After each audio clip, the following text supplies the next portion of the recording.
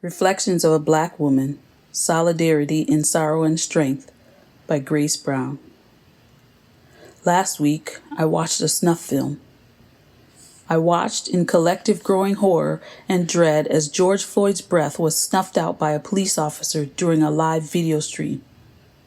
I refused to look away. I had to bear witness to this cold, calculated execution of a Black man. My inner voice screamed along with the witnesses who demanded and begged for the other officers to intervene or show mercy. I froze along with them as the only other emotion Chauvin showed was fierce brutality, emphasized by a threatening gesture with mace to ward off anyone who dared to take his kill. As Floyd breathed his last, my hope for his salvation eked out as my heart sank and bile rose up in the back of my throat. I watched in despair as the medics carelessly tossed his limp body onto a stretcher and drove away with his corpse. It writes like a movie. It could be a video on the dark web. Horrifically and tragically, this snuff film happened in my America. Not in the dark, but fully in the light. Not through hazy body cam footage, but through the lens of survivors who surely will live the remainder of their lives viewed through a trauma lens.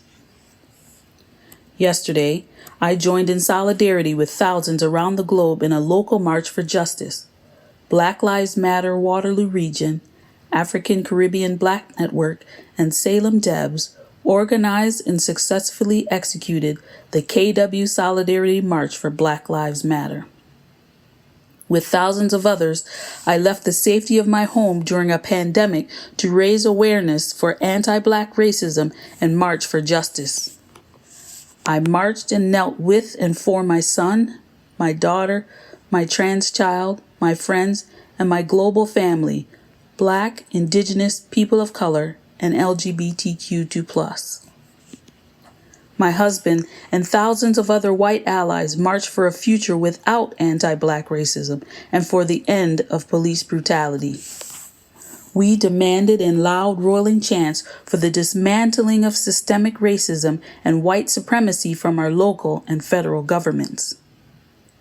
Dr. Funke Oba, MSW, PhD, and African community elder, proclaimed a powerful call to action to all Canadians and community members in the Waterloo region. She declared that to truly be in true solidarity, that means an ongoing commitment to reflect, relearn, resonate, and respond in order to enact long-lasting local and global change.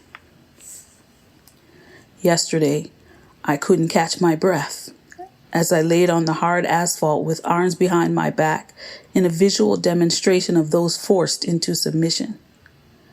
As tears burned my eyes, I saw a sea of other protesters sprawled on the hot ground.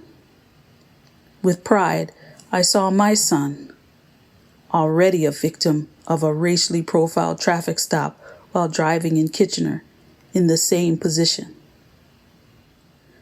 I whispered a prayer that this would be the only time he would lie prostrate on the ground, that this pose that he chose would only serve to be a symbol of strength and power, a beacon of hope. Today, as I reflect,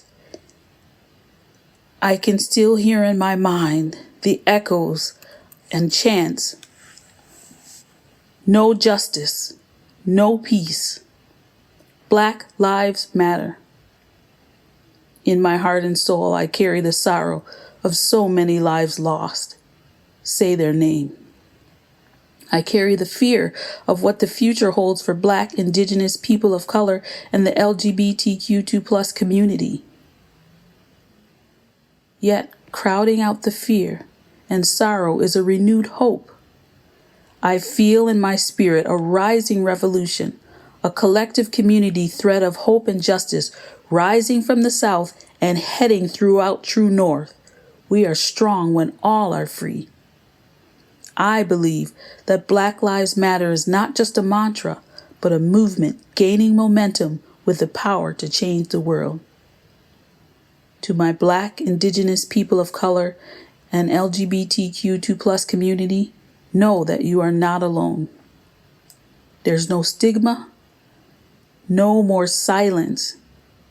You are so strong. Be brave. Please reach out for support.